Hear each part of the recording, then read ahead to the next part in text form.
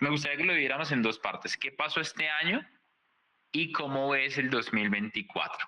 Para empezar, cuando sucedió el conflicto del conflicto entre Rusia y Ucrania, pues Europa se puso a temblar.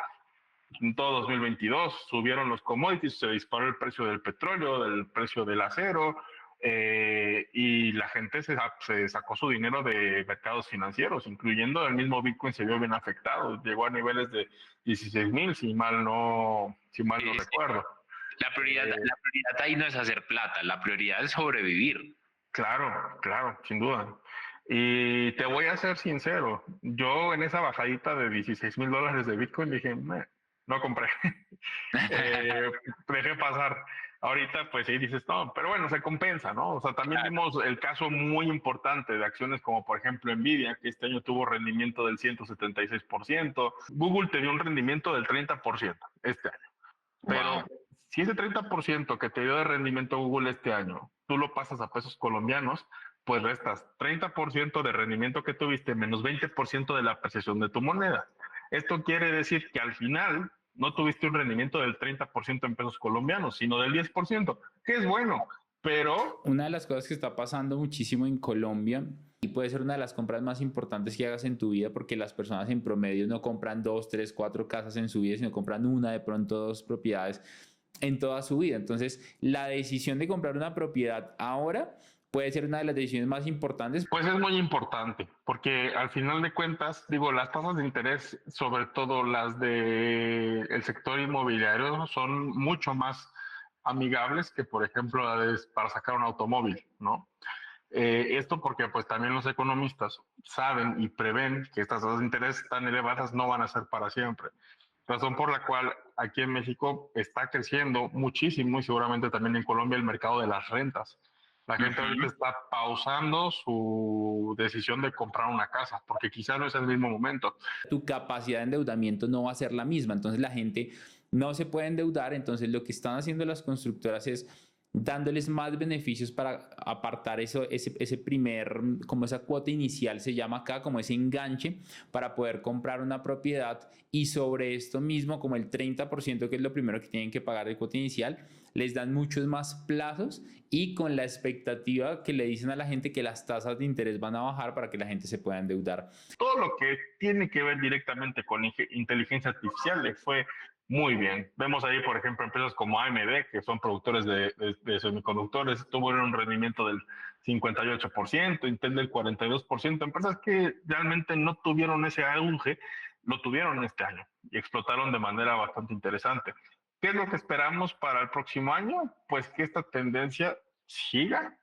Sin embargo, yo sí creo que ya llegó a un nivel de madurez. Entonces, en ese sentido, pues se viene algo pues muy interesante para el mundo de las criptodivisas, ¿no? Sobre todo pues las bitcoins, ¿no? Que vemos hoy en día. Bienvenido, bienvenida a Money Mastery Podcast, el espacio de educación financiera en donde aprenderás nuevas formas de hacer dinero, nuevas formas de pensar en abundancia, hablar en abundancia y actuar en abundancia. Comencemos. Bueno, muy buenas tardes, días, noches, dependiendo de cuándo nos estés escuchando. Es un nuevo episodio más de Money Mastery Podcast. Hoy tengo el honor, el gusto, el placer de tener una persona que admiro profundamente, una de las personas más influyentes en el mundo financiero en Hispanoamérica en los últimos 3 años. Y para mí es un gusto, un honor y un placer tener a mi amigo Luismi Negocios. Luismi, ¿cómo estás?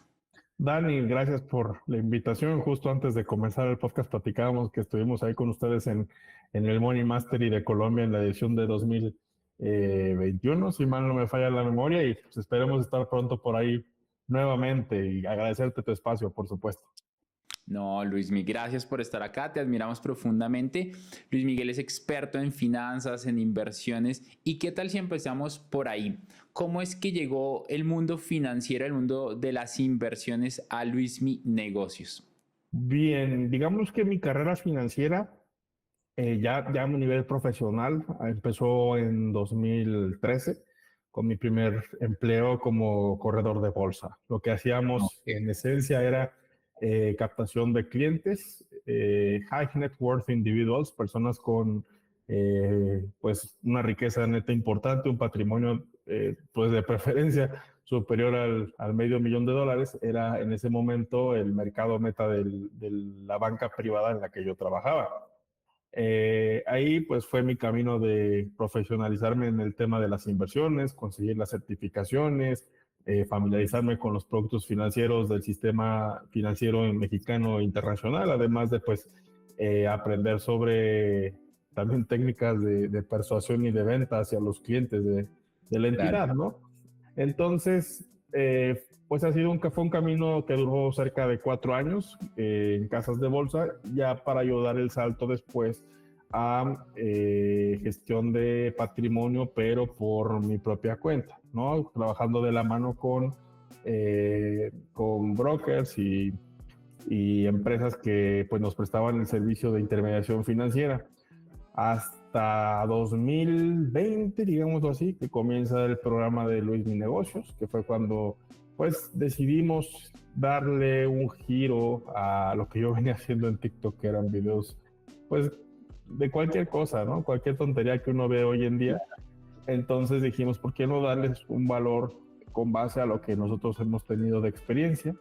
Y pues el resto es historia, ¿no? La verdad es que hemos crecido en redes sociales bien, nos ha funcionado a seguir aportando valor. Por supuesto que han habido muchísimos desafíos en el camino que podemos ir platicando a lo largo de este podcast, pero en esencia esa fue como mi entrada al mundo financiero. Hablando de muchas personas quisieran saber un poco de por qué empezaste a crear contenido. Sin embargo, debe haber muchos podcasts, entrevistas que ya te han hecho sobre esto. Me gustaría más hablar de lo último que acabas de tocar, que es, han habido desafíos también a lo largo del camino. Este tema de ser una figura pública, de exponerse, tiene algunas cosas muy buenas, sin embargo, tiene otras que no son tan buenas. ¿Qué tal si nos contás un poco de esos desafíos? Y luego quiero ya empezar a entrar de lo que nos compete, que es inversiones, finanzas y negocios. Por supuesto, creo que el principal desafío que tengo yo como figura de influencia en redes sociales en temas financieros y económicos ha sido el adaptarse a los cambios constantes que implementan esencialmente las plataformas en donde estamos subiendo contenido, que obviamente estas plataformas van cambiando, van iterando conforme van cambiando las preferencias de los consumidores. A mí, te soy sincero, es algo con lo que he batallado mucho, principalmente, por ejemplo, estoy hablando de un TikTok que en 2021 pues era una plataforma completamente diferente a la de hoy en día. Claro. Ya lo que antes subías ya no tiene el mismo efecto ahora, ya hay demasiados competidores en la industria. Para empezar, pues me parece que en Colombia es algo parecido, ¿no? Que si hay algún asesor de seguros o algún asesor de vivienda, pues le dicen, oye, pues ponte a hacer TikTok, ¿no? Alguno te va a pegar. Creo que todos tienen TikTok ya todos están haciendo algo. Entonces, ¿qué pasa? Pues que por lógica el espacio se reduce. Entonces TikTok dice, oye, en 2021 me llegaban 100 videos, ahora me llegan 500, pues de esos 500 tengo que escoger los 50 mejores, porque yo nada más tengo un espacio para la gente, no le puedo poner todos los videos a todo el mundo, ¿no? Tengo que ver qué le gusta a cada persona para que no abandone mi plataforma. Entonces, obviamente, pues me pegó mucho esa parte. Nunca nos fue mal, pero sí no a los niveles que nosotros queríamos, y apenas ahora pues estamos como recobrando un poco ese impulso, pero sí, te soy sincero, ese ha sido como el principal desafío. Y por última, esta pregunta seguro que es una de las que más te hacen, y es, si tuvieras que darle un consejo a una persona que quisiera empezar a crear contenido, el más importante para ti después de todos estos años de experiencia, ¿cuál sería ese consejo? No lo hagas. No lo hagas, wow. Primero que te sientas cómodo y que sientas que realmente eres tú en redes sociales, ¿no? Muchas veces quizá puedes tener la fortuna que a lo mejor yo tuve, que empecé siendo yo solo y a la gente pues le gustó y se empezaron a compartir mis videos. Pero yo te soy sincero, Dani, si yo hubiera hecho contenido y la verdad no me hubiera funcionado, hubiera hecho otra cosa. No me hubiera obsesionado por hacer videos, porque generalmente cuando haces las cosas a la fuerza suelen salir mal. Y para esto hay muchos caminos diferentes. Hay gente que le va muy bien intentando 80,000 veces una sola cosa y le pega a la tercero, cuarto, quinto, sexto intento. Y hay personas como yo que si no funciona, a lo que sigue, a lo que sigue y a lo que sigue hasta que te funcione algo, ¿no? Son enfoques diferentes, pero es lo que a mí me ha funcionado. Entonces te digo, si yo hubiera intentado el TikTok y no hubiera funcionado, quizá hubiera a lo mejor seguido con la gestión de portafolios de inversión, pero ya a lo mejor pues sí más profesional y quizá fuera de redes sociales, a través de recomendaciones, porque también es una necesidad. Hay mucha gente que llega a tener unas buenas cantidades de inversiones y luego está buscando un banquero patrimonial que le ayude a gestionar su dinero. Y muchas veces uno va al banco, toca la puerta con la suerte de encontrarte una persona que lleve bien tus finanzas, pero no siempre es así. Entonces, quizá el camino hubiera sido diferente. Ahora te soy sincero, el 95% de mi tiempo está destinado en Luis Mi Negocios, ¿no? Cómo lograr que es una plataforma efectiva en temas de comunicación y educación en temas de finanzas, inversiones y economía. Es lo que hemos estado haciendo actualmente. Cool. Bueno, ahora sí vamos a entrar en materia en lo que nos compete, que son inversiones, finanzas y negocios. Han pasado muchas cosas, se acerca el halving de Bitcoin, ya la pandemia prácticamente es historia, ya muchas personas ya superaron la pandemia. De hecho, todavía hay muy pocas personas que están, aunque todavía hay algunos que están luchando un poco con lo que pasó en la pandemia, pero ya prácticamente ya superado el tema, ya casi que ni se habla. De hecho, parece que la pandemia hubiera sido hace 10 o 20 años y ya lo que viene es otra cosa. Entonces, ¿cómo ves el 2024? ¿Cómo lo ve Luis Mi Negocios, asesor de inversiones, experto en bolsa? ¿Cómo está el panorama respecto al dinero, respecto a las finanzas en el 2024, Luis? Mira, me he estado informando del panorama económico global para el próximo año. He leído algunos reportes de BlackRock, del Fondo Monetario Internacional, de la OCDE, incluso aquí lo tenía abierto, el de S&P Global Market Intelligence, donde pues básicamente se ve que 2024 va a ser un año donde las tasas de interés van a empezar a bajar. Esto ya es prácticamente un hecho. Se espera que a finales del próximo año veamos una política monetaria menos restrictiva.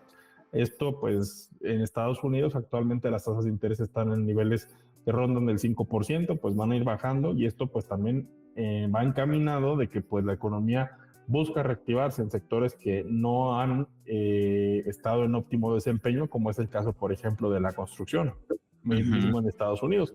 Sin embargo, pues sí hemos visto que la última parte de este año ha sido muy buena y muy importante para los mercados financieros, sobre todo liderado por empresas tecnológicas, ¿no? Entonces, esperemos que 2024 las proyecciones a nivel crecimiento global van a ser buenas, sin embargo, no tan buenas como lo fueron este año. Se espera que haya una desaceleración económica, pero desaceleración no quiere decir que la economía va a parar de crecer. Al contrario, va a seguir creciendo y esto pues va a favorecernos a todos. Respecto al tema de las tasas de interés, uno de los sectores que más fue afectado fue el sector inmobiliario, el sector de bienes raíces, porque la gente ya pensaba dos veces antes de endeudarse para comprar una propiedad, que al final para mí, o desde mi punto de vista, yo tengo mucha más experiencia en tema de bienes raíces incluso que en bolsa, me he dado cuenta de algo, y es que al final mucha gente le tenía miedo a endeudarse ahorita. Sin embargo, al final tú podías endeudarte ahorita, y tengo muchos amigos financieros, banqueros, conozco también el sistema bancario, y al final en 1 o en 2 años tú vas a poder hacer una compra de cartera y comprar esa cartera que la compraste. Por ejemplo, en Colombia los créditos hipotecarios, no sé cómo estaban en México, estaban sobre el 14, 15% anual, que es una locura para bienes raíces. Y mira que probablemente va a bajar a 9, de pronto a 10%, y luego tú lo que haces es una compra de cartera y te reajustas incluso en otro banco, porque al final es un negocio financiero. Entonces otros bancos quieren comprarte esa deuda para que tú puedas tener mejores tasas y poder hacerlo. ¿Cómo ves respecto al tema y el panorama económico, como al tema de este tema de la baja en la tasa de interés respecto ya como a la industria de bienes raíces? Pues es muy importante, porque al final de cuentas, digo, las tasas de interés, sobre todo las del sector inmobiliario, son mucho más amigables que, por ejemplo, para sacar un automóvil, ¿no?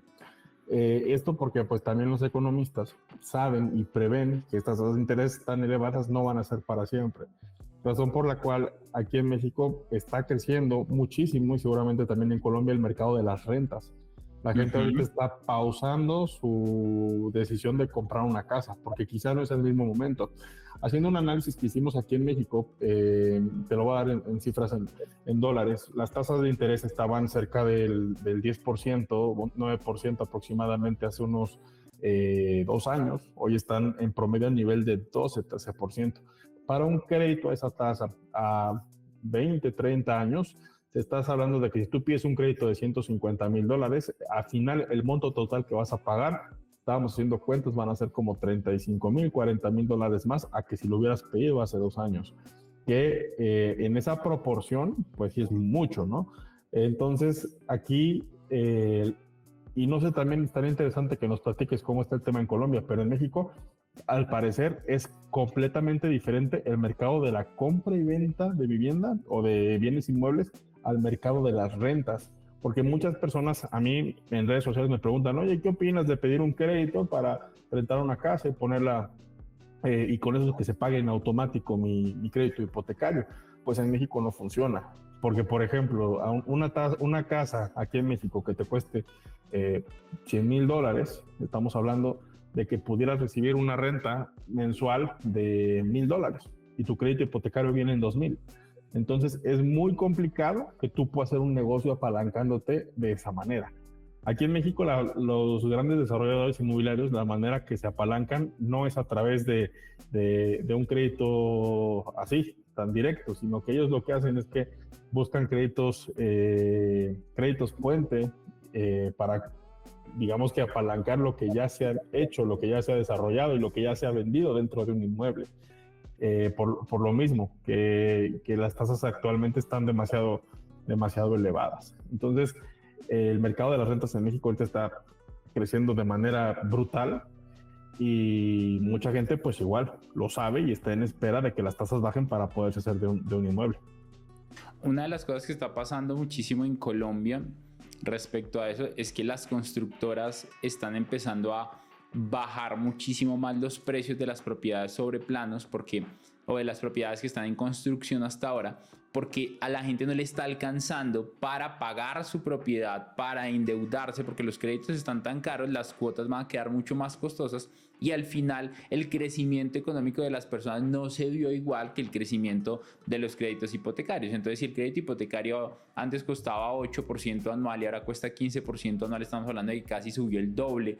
Eso quiere decir que en algunos casos las tasas y las cuotas que tiene que pagar la gente al banco casi que subió al doble también. Y para poder endeudarte con una tasa que subió al doble de precio, pues estamos hablando de que si tú ganabas $1,000 y podías tener un crédito que mensualmente fueran $300 a $500 mensuales de cuota, si ya aumentaron las tasas de interés, tal vez el crédito ya no va a costar $300, va a costar 600 o 700, entonces ya tu capacidad de endeudamiento no va a ser la misma, entonces la gente no se puede endeudar. Entonces lo que están haciendo las constructoras es dándoles más beneficios para apartar ese primer, como esa cuota inicial se llama acá, como ese enganche para poder comprar una propiedad, y sobre esto mismo, como el 30% que es lo primero que tienen que pagar de cuota inicial, les dan muchos más plazos y con la expectativa que le dicen a la gente que las tasas de interés van a bajar para que la gente se pueda endeudar.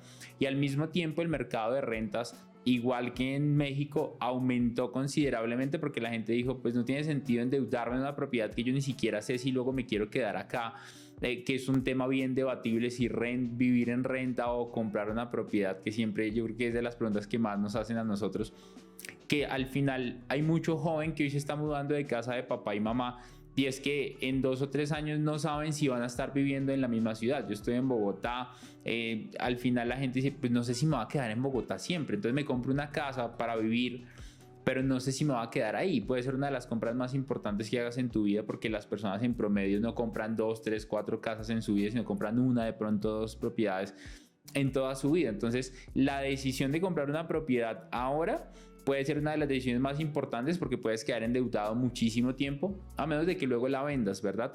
Entonces está muy parecido el panorama y los constructores están permitiendo, Luismi, que la gente casi que compre sus propiedades que están sobre planos con muy poco capital. Con decirte que hace poco estaba con una constructora hablando y para apartar una propiedad estábamos hablando de que con $500, con menos de $500 ya apartabas la propiedad y luego entrabas en un plan de pagos. Es una locura, solamente $500, imagínate. ¿Y sobre qué planos te refieres a como una preventa inmobiliaria, ¿no? De que te venden el castillo en el aire, digámoslo así.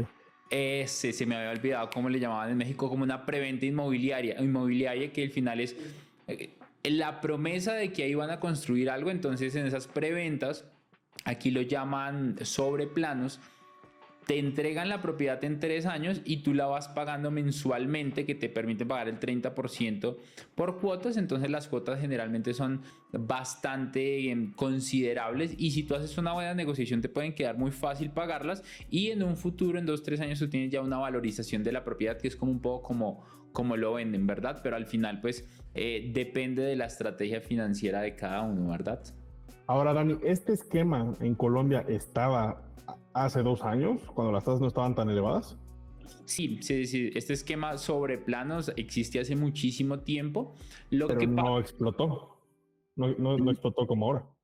No, es que ahorita sí fue una locura. O sea, en pandemia todo cambió y gracias a pandemia pues bajaron las tasas de interés, pero ahorita volvieron a subir por el bendito ciclo económico. Entonces la pandemia, aunque las tasas de interés bajaron mucho, también pararon muchas construcciones. Entonces, aunque era fácil endeudarse, mucha gente no se estaba endeudando porque la gente no estaba saliendo a construir porque no era algo de prioridad urgente como lo fue en la pandemia. Entonces, muchos de estos edificios hoy están incluso en quiebra financiera porque no pudieron levantar capital para construir el edificio. Y hoy incluso hay varios negocios, yo creo que a ti te pasa lo mismo, que en la situación en la que estamos nos llegan negocios mucho más grandes. Incluso me han llegado 3 edificios completos que los están vendiendo completos porque se quebraron y eso los quieren vender a un precio muchísimo más lucrativo y rentable que si compraras apartamento por apartamento, porque necesitan la caja para pagarle a inversionistas, todavía tienen muchas deudas y pasivos por pagar y sobre todo pues al final tiene una reputación que cuidar, que es como lo más difícil y lo que más se afecta cuando tú eres una constructora que quiere hacer las cosas bien. Entonces es un tema bastante interesante. Luismi, hablando de este tema ya económico y tú que eres más experto en temas de bolsa, con todo lo que está pasando con el halving de Bitcoin, ¿el halving de Bitcoin afecta las inversiones en bolsa o cómo lo ves tú? No, realmente no lo afecta mucho. O sea, ahorita Bitcoin está creciendo también exactamente por el halving que ya se viene, creo que en 220 días va a ser, no tengo la fecha. Pero en los ciclos de halving, pues crece el furor por poseer un poco de Bitcoin, ¿no? Además, incluso yo creo que más que el halving, lo que ayudó a que, y te lo digo de un punto de vista, pues de una persona más bolsera, no tan criptofan, ha funcionado que grandes en el tema de las inversiones hayan pues sí, comenzado procesos para enlistar ETFs de Bitcoin. Y esto es realmente pues disruptivo. De hecho ya lo fue con el primer ETF de Bitcoin, que era Bito.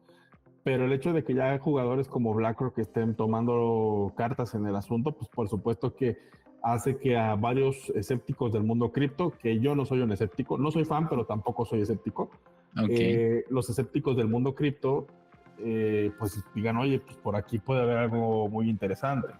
Ahora, ¿cuál ha sido, por ejemplo, en México el problema más grande del mundo de las criptodivisas? El tema fiscal. Porque como no están reguladas en México, las criptodivisas tributan bajo regímenes especiales, donde al ser inversiones fuera del sistema financiero, pueden ser sujetas a impuestos pues desde el 20% hasta el 35% de la ganancia obtenida. Entonces, pues es una locura y la verdad es que no incentiva para nada el hecho de que tú quieras hacer una inversión en el mundo de criptodivisas. pues es un freno muy grande. 15 al 30. Sí. Wow. Inicial 20 como inversiones fuera del sistema financiero mexicano. Sin embargo, si tributas con base a tus ingresos como persona física, y si tienes un ingreso muy fuerte, pues va desde el 1.92% hasta el 35%. Entonces, pues eso desincentiva mucho, a menos que pues utilices estrategias fiscales en México, que tristemente es un problema que ha crecido mucho, donde se da, por ejemplo, la compra-venta de facturas, que es una simulación de operaciones virtuales con la finalidad de reducir tu carga de impuestos. Pero si tú le dices a un empresario o a un inversionista, oye, invierte en Bitcoin en México y te va a quitar una cantidad abismal de impuestos, pues ni le quieres entrar. Entonces, cuando ya tienes un ETF, como es el caso de Bito, porque todavía, ojo, no hay ETFs en México que tú puedas comprar de Bitcoin registrados en casas de bolsa en México.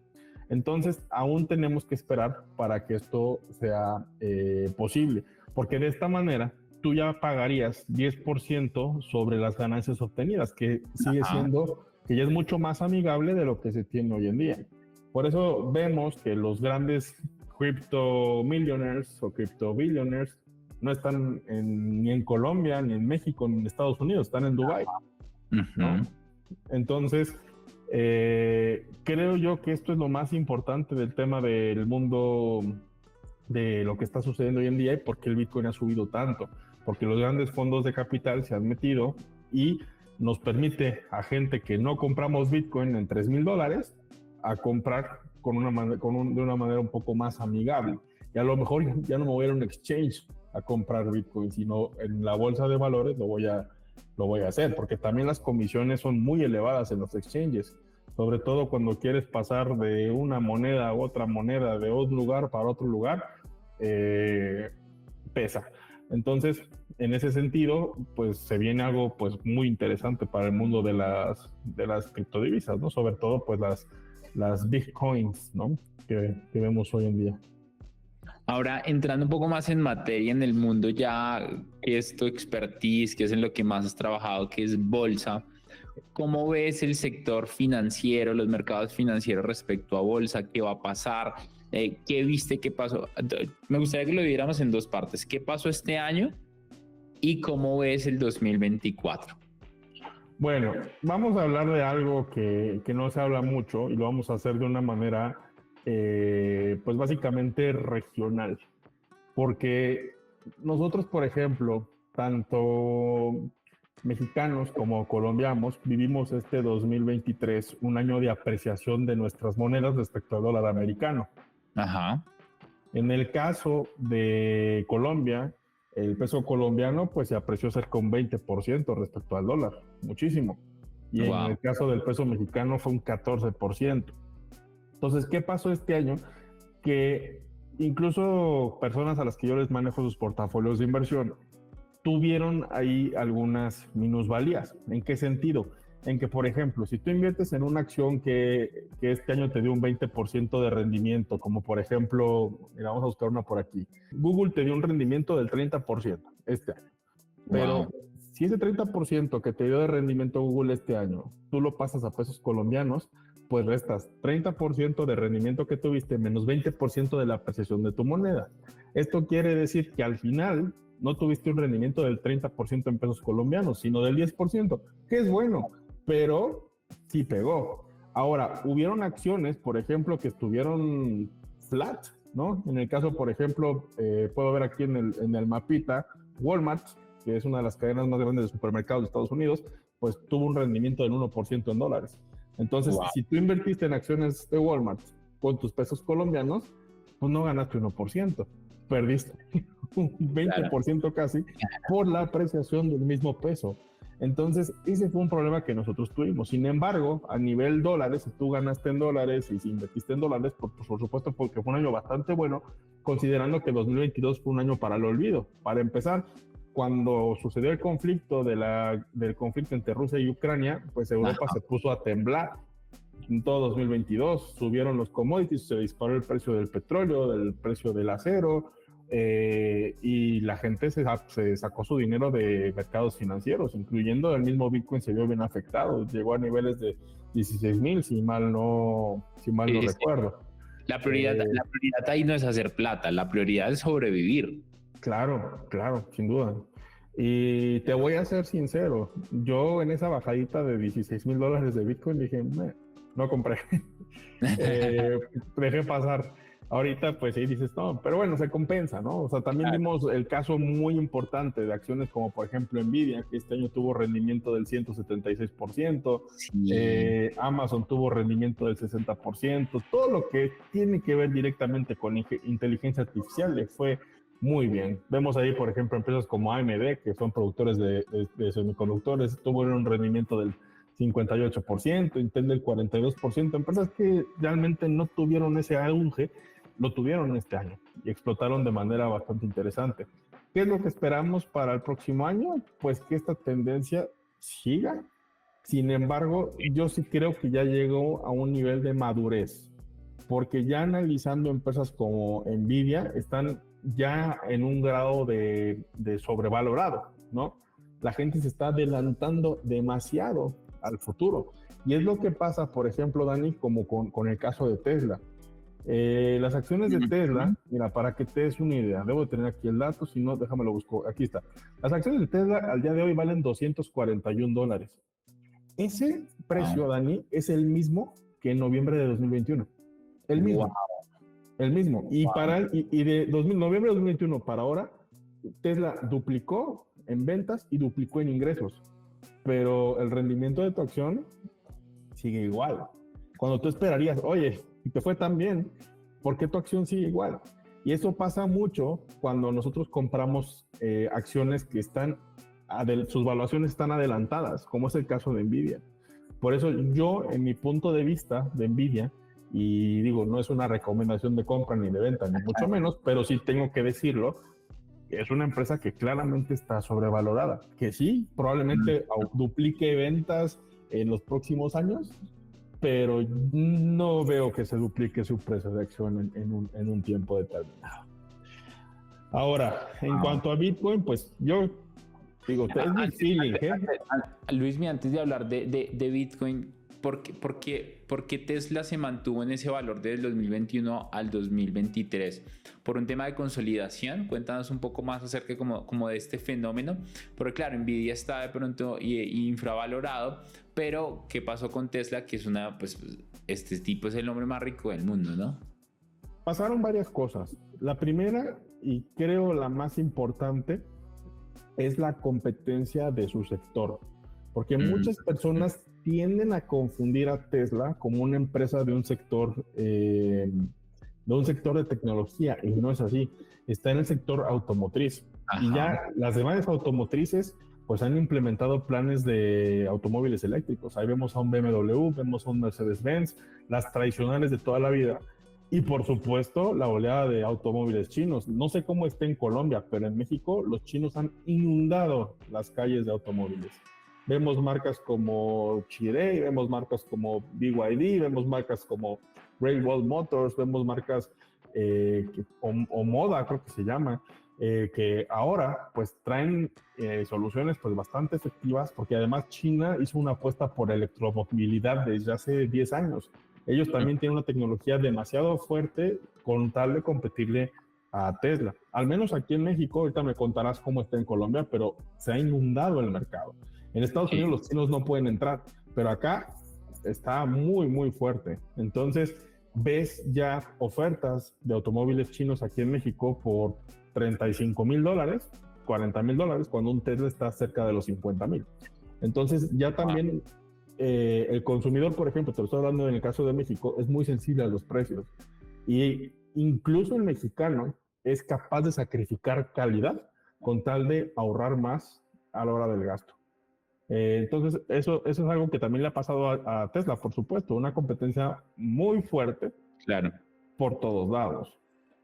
Y si bien ha crecido, pues también hubo un furor muy grande por la anticipación de los flujos futuros, que es lo que está pasando actualmente en Bitcoin. Se espera demasiado del halving, hay mucha certidumbre, la gente le gusta lo que quiere ver de Bitcoin y por eso están subiendo esta ola. Que muy probablemente en algún punto, cuando toque 60,000, 70,000, no lo sé, va a haber mucha gente que va a querer hacer un cash out de su inversión. Es decir, a ver, a lo mejor ya pasó el halving, vámonos del barco. Habrá los holders que se van a quedar ahí toda la vida y que pues, ojalá les vaya bien a todos, pero hay que aceptar la realidad. Hay mucha gente que va a decir, yo hasta aquí llegué. Wow. Y respecto al tema de inversiones, si por ejemplo alguien ahorita, no sé si en México, creo que en México hay algo, en Colombia se llama la prima navideña. No sé si en México hay algo como el aguinaldo o algo que les dan en diciembre, que es un dinero extra a su salario, como una recompensa por su trabajo. Si la gente... Aguinaldo. Gracias Luis. ¿Cómo la gente debería empezar a invertir este dinero? O sea, por ejemplo, ahorita alguien tiene, obviamente, en Colombia el salario promedio son como $500, pero eso es el promedio, porque muchas personas ganan mucha plata, pero la mayoría aquí gana un salario mínimo que son como unos $350 o tal vez un poquito menos. Entonces su aguinaldo va a ser muy poquito, pero supongamos que tienen un aguinaldo y que tiene un extra y que por ahí las personas deben tener unos $1,000 en ahorros y quieren empezar a invertir en el 2024. Dos preguntas respecto a eso. ¿Qué deberían empezar a aprender y en qué deberían invertir? Bueno, yo honestamente lo que creo es que, mira, en México es complicado, porque estaba leyendo ayer unas estadísticas que cerca del 65% de los trabajadores que recibe su aguinaldo o su prima navideña ya lo debe. O sea, lo utiliza. Ya lo debe. 65%. Sí, es una locura, porque ya se dedican a pagar esas deudas.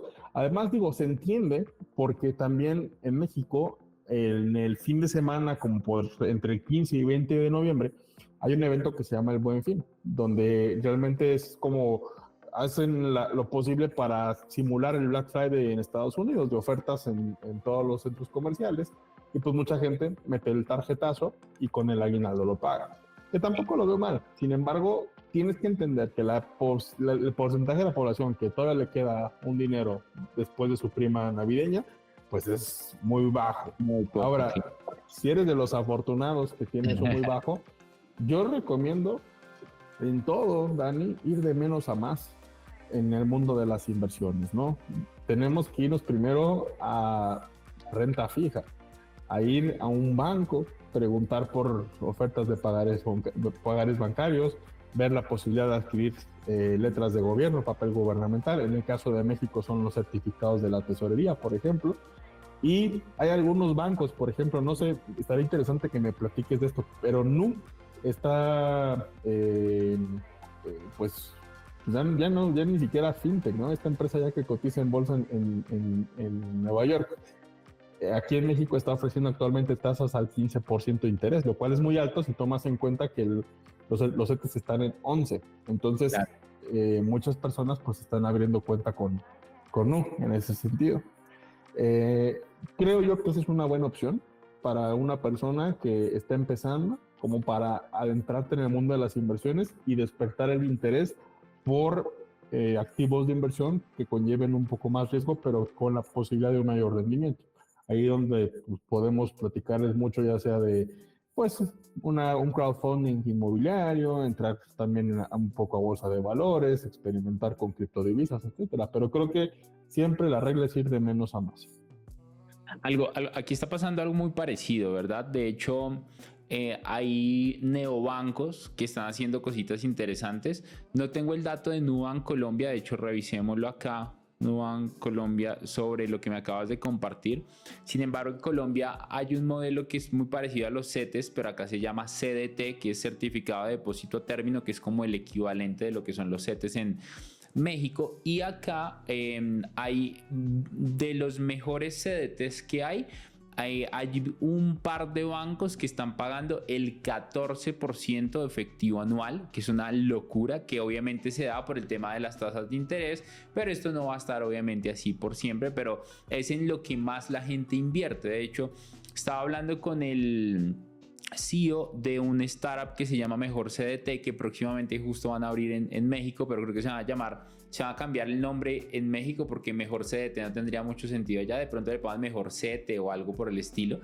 Y él me compartía una estadística que me explotó la cabeza, y es que el 70 al 80% de la gente que invierte en Colombia invierten en CDTs, en CETES. El 70 al 80% de la gente que invierte. ¿Por qué? Por lo mismo que estábamos hablando al principio. La gente tiene más tranquilidad que su dinero esté ahí. Es algo más tangible porque históricamente se ha visto más. Entonces, como hay más certidumbre de lo que puedo yo generar en mi rendimiento, entonces la gente dice, pues yo prefiero poner mi dinero ahí. Además que muchas de las personas que los ponen ahí es gente que tiene una cantidad de ahorros considerables, muchas veces, que dice, yo no quiero arriesgar mi plata porque a mayor riesgo, más volatilidad, más incertidumbre, yo no quiero, yo no estoy dispuesto a aceptar eso, entonces prefiero poner mi plata ahí y a partir de esto pues estar muchísimo más tranquilo, ¿verdad? Pero está muy parecida la situación. Y respecto al tema del aguinaldo, en este caso la prima navideña, aquí pasa muy parecido. Es que definitivamente somos países para mí muy parecidos y la gente no solamente la debe, sino que la gente en este momento, que me parece algo interesante, es que ya cuenta con ese dinero para gastárselo. Y creo que es un tema de cultura y esa es una de las preguntas que te quiero hacer pero antes quiero que cerremos este tema de renta fija y renta variable sobre las personas. Si yo quiero invertir en este tema de renta fija y renta variable, ¿qué debería aprender de renta fija? ¿Qué cosas debería tener básicas en mi cabeza, Luis, de tu experiencia, para saber en qué invertir, en qué poner mi dinero? ¿Será que lo mejor es un CDT o de pronto me voy por un ETF? ¿Qué debería yo aprender? Pues primero hay que entender que lo más seguro en el caso de Colombia es el CDT y en el caso de México es el CETE, porque están respaldados por valores gubernamentales y el grado de incumplimiento de un país como tal, pues es, como Colombia o México, es casi inexistente. Por más que tengamos actualmente gobiernos de izquierda y muchas personas pues busquen la manera de, oye, es que van a tumbar el país los izquierdistas y lo que quieras. Ajá. La verdad es que es independiente tanto el Banco de Colombia como el Banco de México. Entonces, aquí lo interesante que se tiene que poner en contexto es que una persona que no tiene cercanía con las inversiones es lo mejor que puedes hacer en un inicio, tal cual. Incluso te voy a decir algo, Dani, que es muy cierto. Yo en las casas de bolsa, las personas que mayor patrimonio nosotros manejábamos, y son patrimonios arriba de los 2-3 millones de dólares, wow, invertían en renta fija. O sea, uno pensaría, Dani, que son los que invierten en acciones durísimo y que súper arriesgado, ¿no? No. O sea, las personas que más dinero tenían, había el que rompía la excepción de la regla, ¿no? Claro. Pero las personas en su mayoría como que dicen, oye, yo ya hice mucha plata durante toda mi vida, ya para qué me arriesgo, ya para qué me arriesgo a un paro cardíaco, mejor ya me quedo con mis 3 millones de dólares, hago el 14% en Colombia y listo, vivo de intereses. Entonces, eso también es algo que nos tenemos que quitar muy de la cabeza, ¿no? Que los grandes inversionistas, todos a fuerzas a bolsa de valores, no, sino que diversifican bien, conocen bien sus perfiles de inversionista y a partir de ahí trabajan, ¿no? Yo, por ejemplo, si tuviese una fortuna de 5 o 10 millones de dólares, pues sí me gustaría una muy buena parte en CDTs o en CETES. Claro. Y seguro, otra parte, pues sí, en bolsa de valores para maximizar el rendimiento. Pero creo que la renta fija la tiene que dominar cualquier inversionista. Hay un libro que me gusta muchísimo que me estoy empezando a escuchar en audiolibro que se llama El Almanaque de Naval Ravikant. Brutal. Es la segunda vez que lo estoy escuchando porque tiene mucha sabiduría este libro. Y anoche lo estaba escuchando cuando volví a casa después del gimnasio y había una parte que me encantaba donde él hablaba de que una cosa es hacerse rico y otra cosa es mantenerse rico. Y él decía, para mantenerse rico, tú ves a las personas más ricas del mundo y su mentalidad es diferente. Su mentalidad no es hustle, su mentalidad no es ir a cazar negocios, ir a invertir su dinero en oportunidades que puedes multiplicarlo por 5, por 10, porque eso se ve en criptomonedas. Y si un por 5 se dice, y si un por 10 en criptomonedas, sino que para estas personas que ya tienen una cantidad de dinero considerable, ya su mentalidad cambia y su mentalidad incluso empieza a ser de miedo, de ser más conservadores, de cuidar más su dinero, de ser más escépticos, de no arriesgarlo, porque si ya lo tienes, ¿para qué vas a arriesgar 5 millones de dólares que te ha costado un montón de tiempo y esfuerzo llegar a tenerlos? Sino empiezan a ser más conservadores, los ponen en renta fija. Es que parece que estuviera escuchando anoche también hablando de esto. Los ponen en renta fija, están más tranquilos, van a un ritmo más relajado, porque al final saben que su dinero está seguro y que está creciendo por encima de la inflación. Y como es tanto, ellos viven ya con mucho menos, porque estamos hablando del 3%, el 10% de 3 millones de dólares son $300,000. El 5% son 150,000. Entonces estamos hablando de casi que reciben $500,000 anuales. Alguien que tenga 3 millones de dólares en renta fija, que probablemente vivan con menos de $100,000, y vivir en países como el tuyo, como el mío, latinos, México, Colombia, con $100,000. Estamos hablando de que eres el 1% más rico del país y vives muy bien, ¿no?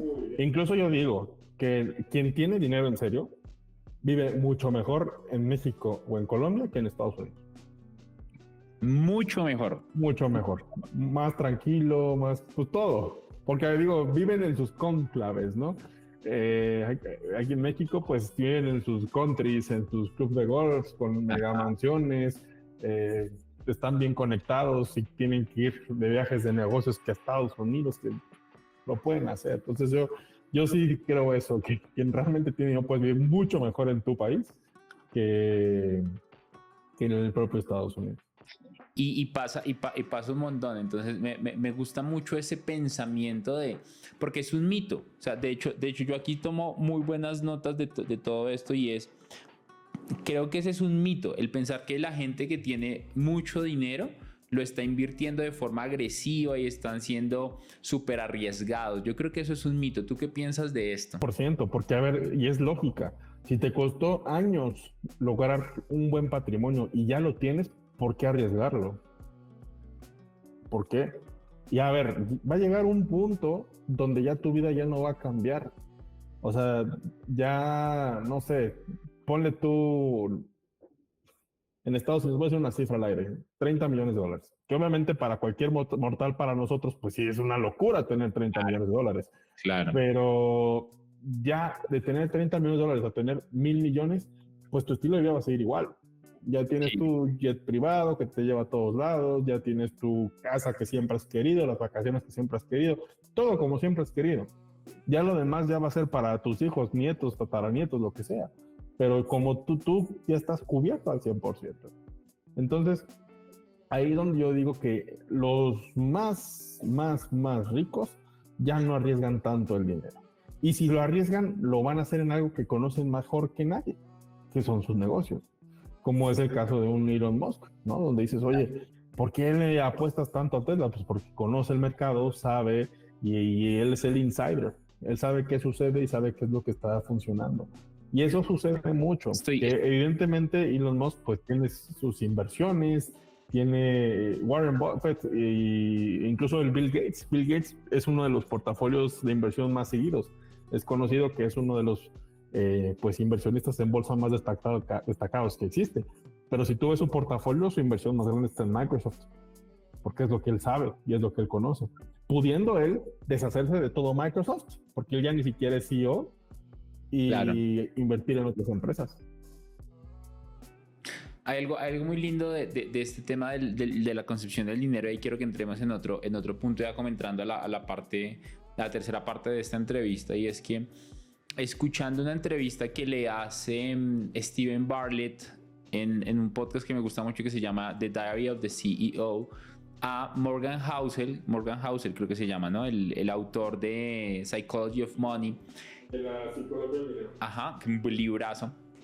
Le pregunta algo sobre la concepción del dinero y Morgan Housel le dice algo así como: me he dado cuenta que entre más dinero tengo, menos necesidad tengo de cosas banales, de comprar chingaderas, de comprar cosas materiales, que me encanta el concepto, entre más dinero tengo, menos necesidad tengo de comprar estupideces, me gustaría decirlo. ¿Qué piensas de esto? Pues ya las compraste, ya las tienes.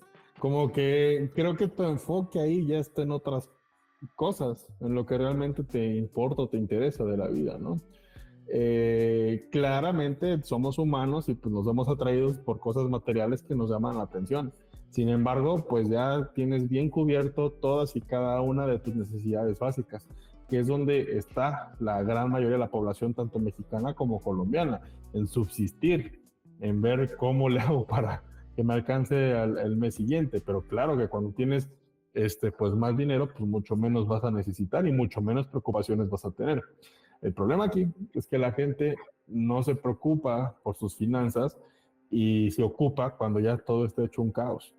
Porque yo navego con la bandera de que cualquier persona, ganes lo que ganes, hay manera de que te rinda más el dinero y puedas estirarlo.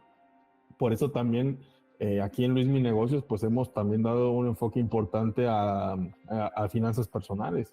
Mi primer libro, que incluso también está en Colombia, es básicamente eso.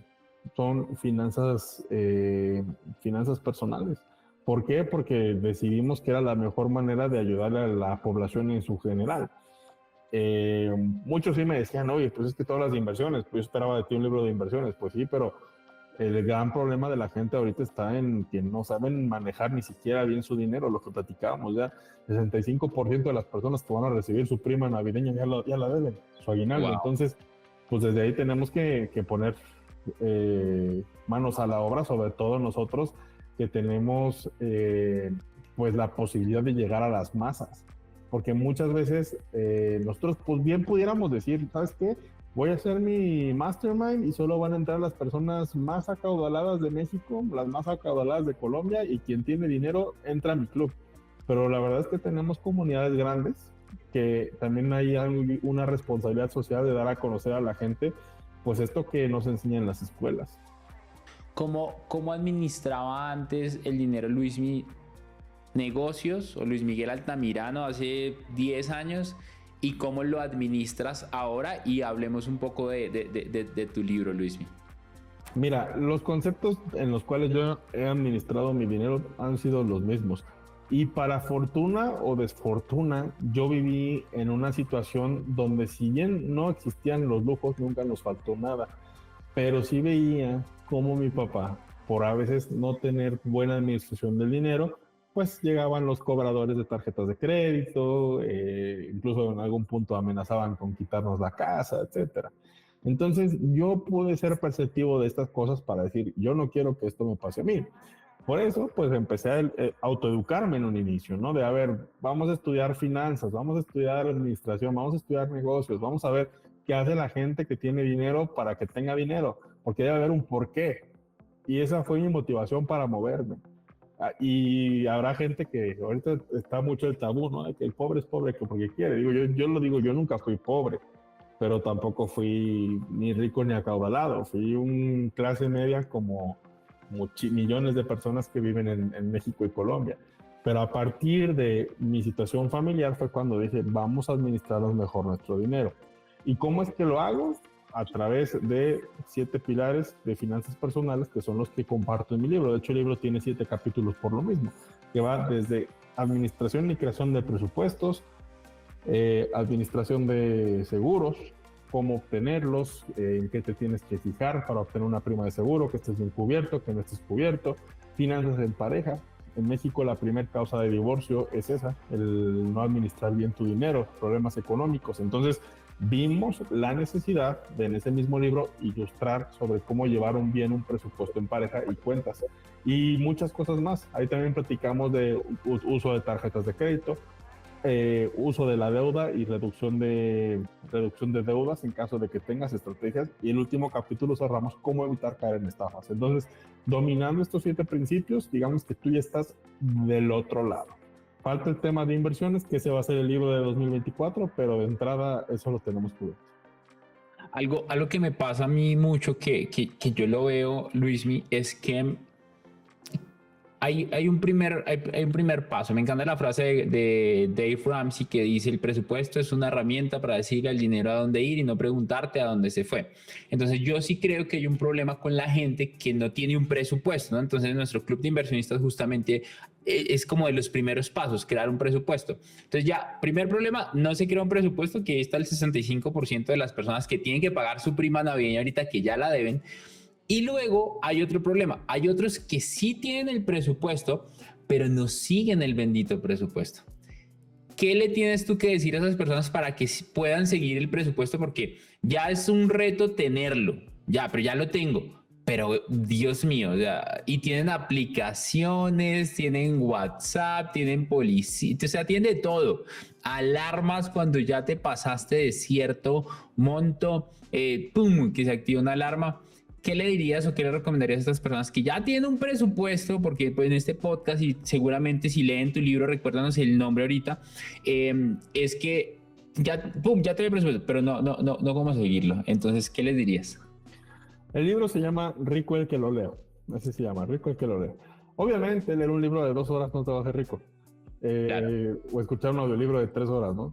Pero sí te da esas bases para que empieces un camino de riqueza. Ahora, respondiendo a tu pregunta, la manera más fácil es, si eres de una de esas personas que no sabe guiarse por un presupuesto, es muy sencillo. Las tarjetas de crédito actualmente ya te dan un track desde hace muchos años, ¿no? De en qué estás gastando y cómo se te va el dinero. Entonces, ¿cuál va a ser tu tarea? Que incluso si tú tienes una tarjeta como la NU, tú puedes delimitar tu límite de crédito. Entonces, decir, ¿sabes qué? Me dieron un límite de crédito de $3,000, pero mi presupuesto es de $500, lo bajas a $500. Y tú sabes que tienes $500 para todo el mes. Entonces, gasta en lo que tienes que gastar y de repente va a llegar un momento donde ya no pasa la tarjeta. Hoy, pero ya es una manera como de controlarte. Y yo veo eso como la última posibilidad para aquellas personas que no siguen un presupuesto. Porque entiendo que puede ser muy difícil de, compré un café en $3, abrí la aplicación. Compré un vaso de agua por una botella de agua. Pues, también es hasta muy cansado llevar así un control de gastos. Pero yo sí creo importante que con que tú te pongas tus límites con tu tarjeta, eso puede ser una buena manera. Le dan una tarjeta de crédito, pero decide no aceptarla porque piensa que de pronto se la puede malgastar.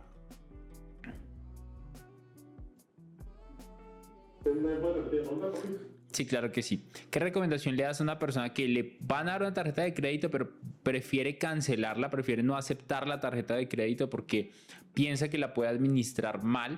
Y yo pienso que está un error no aceptar esa tarjeta de crédito. ¿Qué le tendrías tú que decir a esta persona que no quiere aceptar una tarjeta de crédito porque de pronto tiene un poco de miedo, nervios? Pues mira, la gente le tiene miedo a lo que no conoce.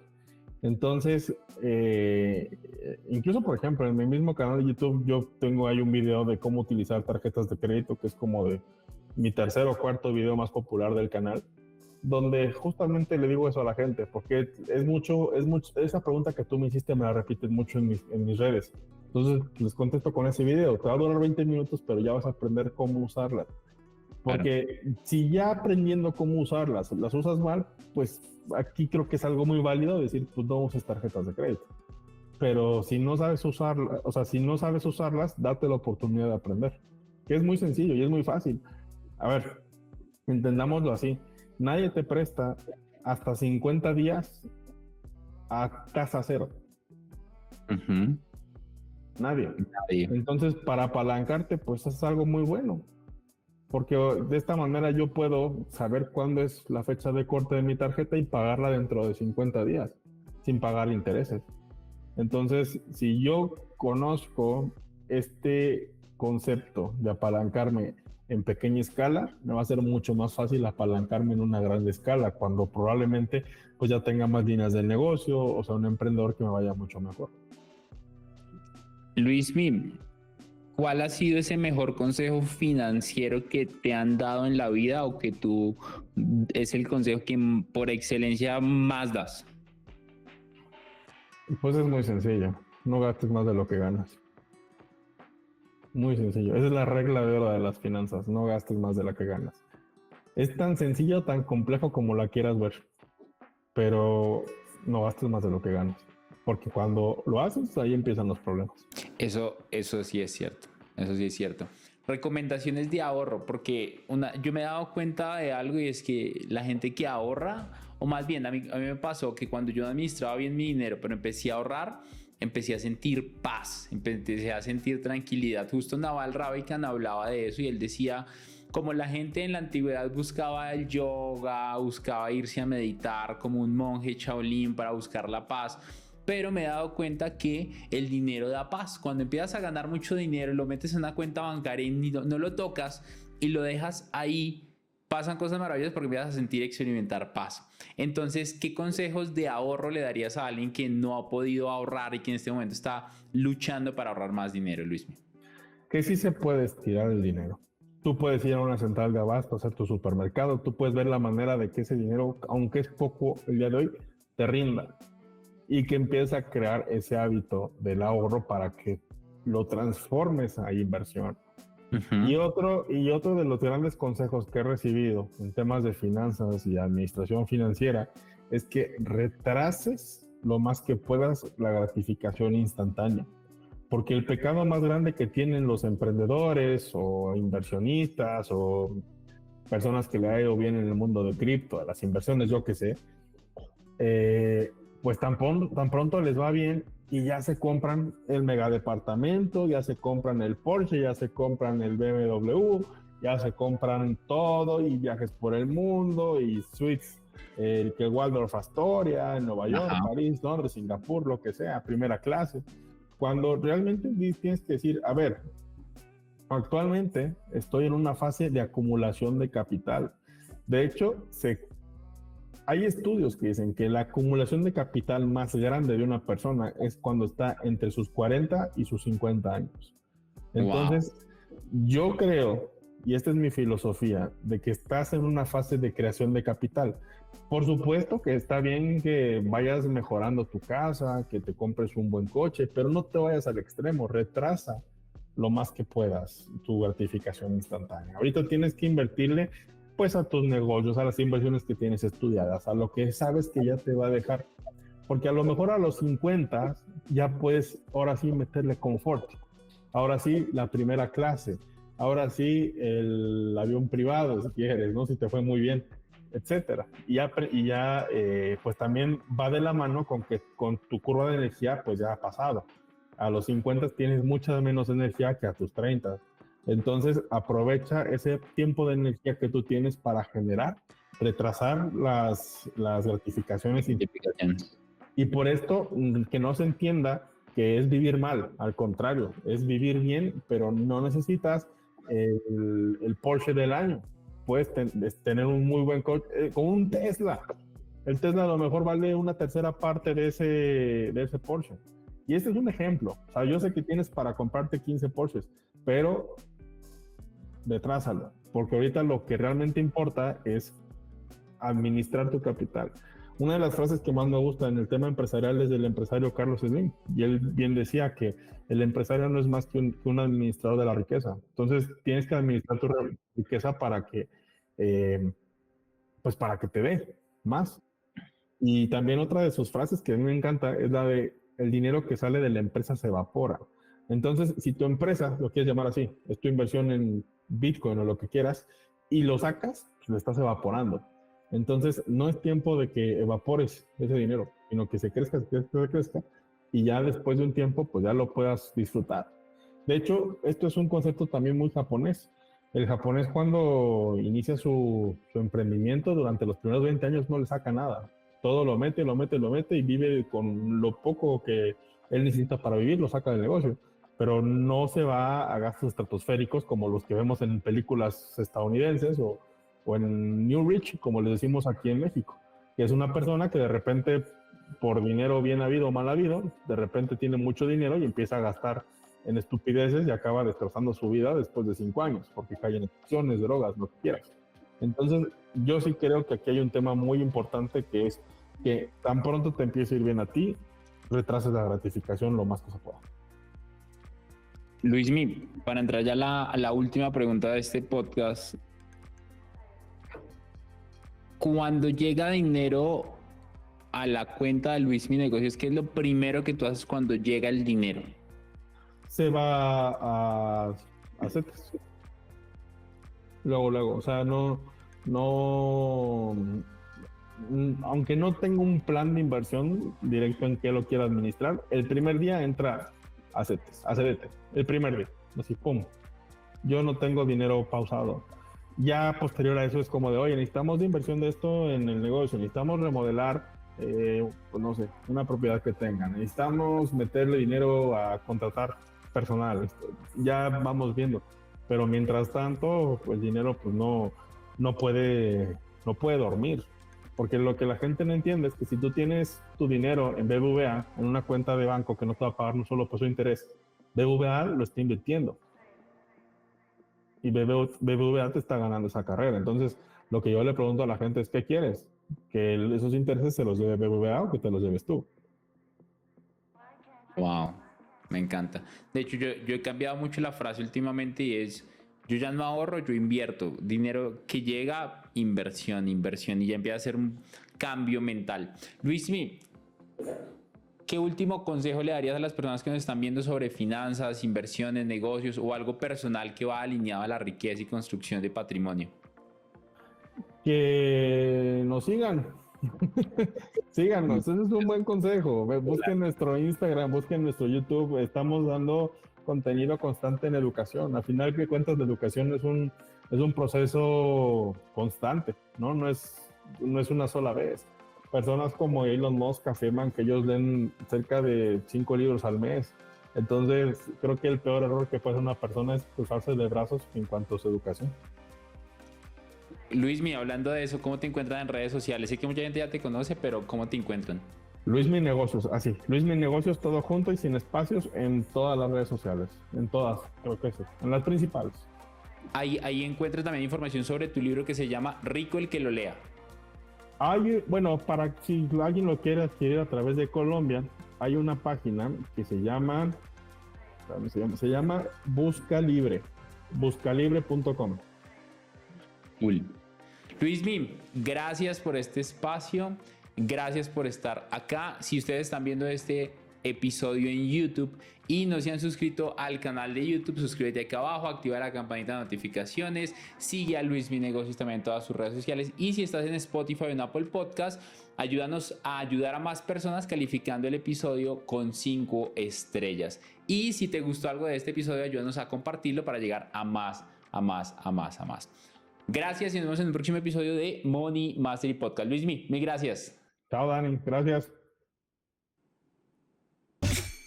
Un abrazo enorme, comprométete a escuchar 1 o 2 podcasts de estos diarios y te prometo que tu libertad financiera va a estar a la vuelta de la esquina si no la tienes, y si ya la tienes vas a crecer a otro nivel financiero con ayuda de este podcast. Gracias por permitirme inspirarte, te espero en un nuevo episodio de Money Mastery Podcast.